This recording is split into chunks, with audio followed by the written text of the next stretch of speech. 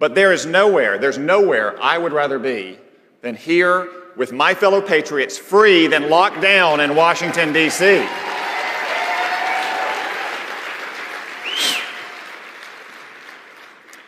But just think about that contrast. That contrast strikes at the heart of our freedom.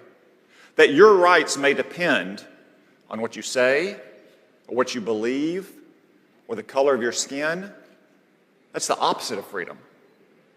And conservatives everywhere, and really just normal Americans who don't subscribe to every fad and fashion of the far left, see risk everywhere they turn. Big business may take your job away. Big tech may deplatform you. Your liberal college may kick you out of school. Your liberal governor may shut down your church. And why does the left do that? It's because they failed to heed the warning of Ronald Reagan in his farewell address. They lost what he called the unambivalent appreciation of America.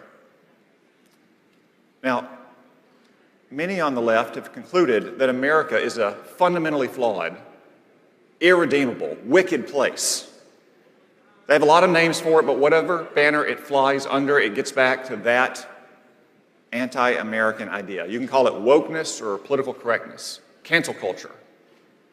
You can call it critical race theory, critical gender theory, critical whatever. Some people call it systemic racism. But here's their point.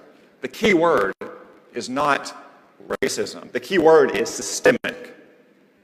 It doesn't matter so much what the system is guilty of, only that the system is guilty and it needs to be burned to the ground.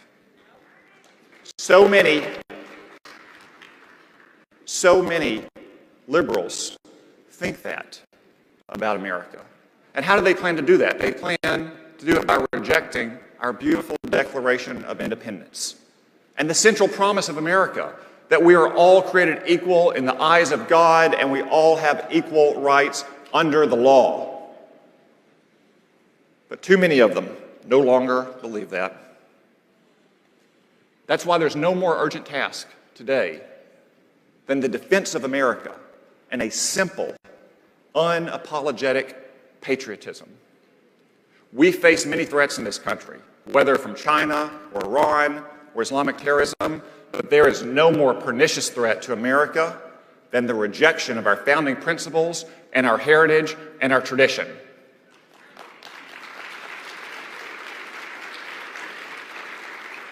And to all those on the left who would reject those things, I have a message. We will defend America without fear, without reservation, and without apology. I mean, after all, we've seen what happens when people lose the nerve to defend America. Last summer, chaos and riots engulfed our streets.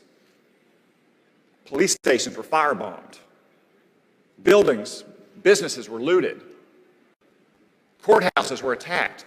Statues to our heroes were toppled.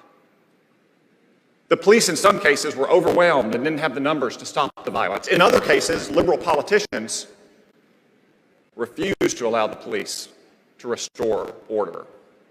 You may recall, we were all told these are mostly peaceful protests. Peaceful protests, as entire city blocks were burned to the ground. Remember the guy on CNN standing in front of the blazing inferno? It's a mostly peaceful protest out here tonight, Wolf.